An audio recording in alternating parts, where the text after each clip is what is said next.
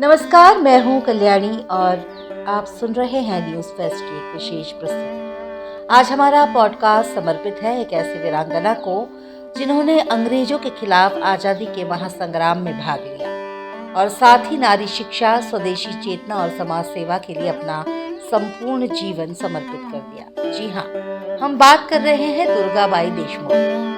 15 जुलाई 1909 भारत के आंध्र प्रदेश के राजामुंद्री क्षेत्र में जन्मी एक बालिका, जिसने अपने पिता से स्वाधीनता की भावना और माता से स्वदेशी संस्कारों की प्रेरणा पाई। उनका नाम था दुर्गाबाई।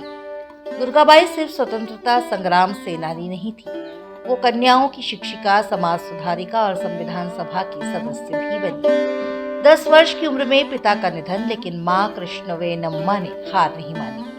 माँ खुद कांग्रेस की सचिव बनी और बेटी दुर्गा को भी साथ लेकर घर घर स्वदेशी का प्रचार करने निकल पड़ी। गांधी जी ने स्वयं उनके शिक्षा कार्यों की सराहना की थी। एक बालिका जिसने न केवल लड़कियों को पढ़ाया बल्कि स्वदेशी पाठशाला भी शुरू की। फिर आया 1930 का नमक सत्याग्रह और 25 मई को दुर्गाबाई गिरफ्तार हो गई। जेल से निकली, फिर से गिरफ्तार। 3 साल की सजा, लेकिन वो टूटी नहीं बल्कि और निकली।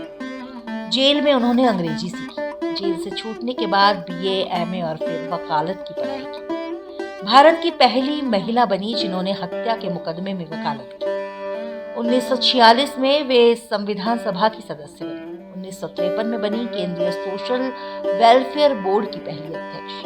1962 में उन्होंने गरीबों के लिए नर्सिंग होम शुरू किया, जो आज दुर्गाबाई देशमुख हॉस्पिटल के नाम से जाना जाता है।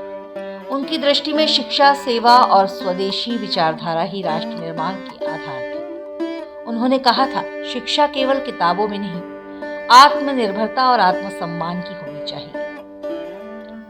आज जब हम 15 जुलाई को उनकी जन्मतिथि पर उन्हें स्मरण करते हैं तो सिर्फ श्रद्धांजलि ही नहीं देते, बल्कि उनसे प्रेरणा भी लेते हैं कि स्वदेशी बने, समाज के लिए सोचे और नारी शिक्षा को प्राथमिकता दें।